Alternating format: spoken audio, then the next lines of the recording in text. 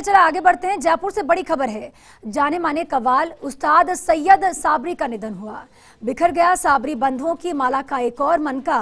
और अप्रैल में ही सैयद साबरी के बड़े बेटे फरीद साबरी का भी निधन हुआ था।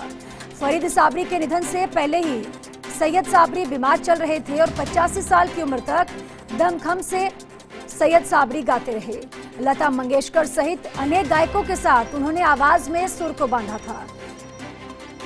हिना फिल्म की कव्वाली देर ना हो जाए कहीं देर ना हो जाए से साबरी बंधुओं को एक बड़ी शोहरत मिली थी।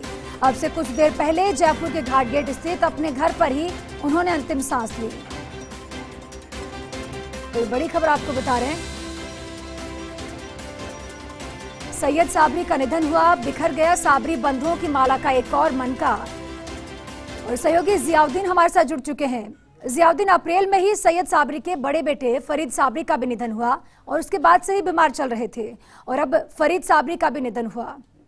देखिएगा, ये साबरी ब्रदर्स वो थे जिनकी आवाज का जादू पूरी दुनिया में छाया हुआ था। न केवल प्रदेश में, देश विदेश में इनकी कव्वाली और इनके गाए हुए गाने आज भी लोग याद करते हैं। और एक के बाद एक, जिस तरह से पहले सईद साबरी के बड़े बेटे फरीद साबरी का निधन हुआ और आज सईद साबरी का निधन हो जाता है 85 साल की उम्र में। और ये बताया जाता है कि निधन की वजह हार्ट अटैक थी। आते वक्त अटैक आया और उसी वक्त इनकी मौत हो गई।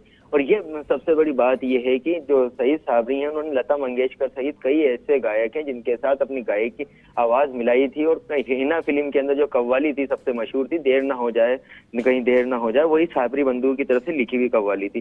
क्योंकि उनके निधन के बाद संगीत जगत के अंदर खासा शोक है। पहले क्योंकि फरीद साबरी का निधन होना, फिर अब उनके पिता सईद साबरी का निधन होना, तो एक के बाद एक जो साबरी ब्रदर्स था, जो ग्रुप था, जिसका एक जाना पहचाना नाम था, वो धीरे धीरे टूटता जा रहा है। जी ज्योति। बिल्कुल, सैयद साबरी भले आज हमारे बीच नहीं रहे हो जियाउद्दीन, लेकिन उनकी गाई हुई कव्वालियां हम सब के बीच हमेशा से ही जिंदा रहेंगी। बहुत बहुत शुक्रिया आपका।